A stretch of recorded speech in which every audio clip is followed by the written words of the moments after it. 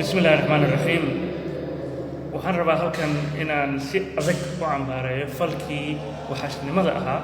oo sarkaal ka tirsan ciidanka ilaalinta deegaanka Soomaaliyeed uu u geystay darawal waday bajaaj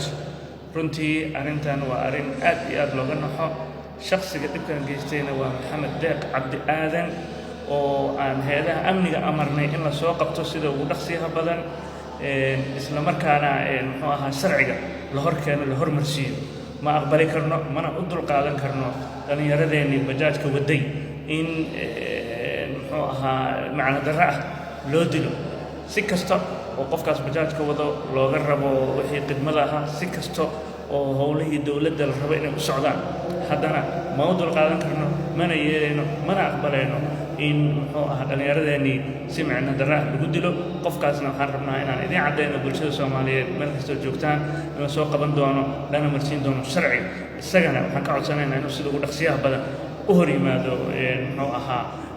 hay'adaha amniga si tallaabada ugu adag ugu habboon looga qaado waxaan mar kale shacabka Soomaaliyeed meel kastoo joogo gaar ahaan shakhsigii nooga geeriyooday bajaajka waday iyo eheladiisii aan muxuu ahaa leenahay inna lillahi wa inna ilayhi raajicuun ma ahayn in maanta oo marxaladan dalka uu ku jiro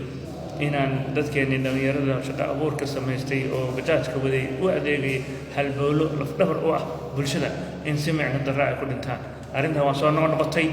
mana u dul qaadan doono maadaama arrintan ay tahay arrin qof dowladda hoose ka tirsan qofkan dilka geystay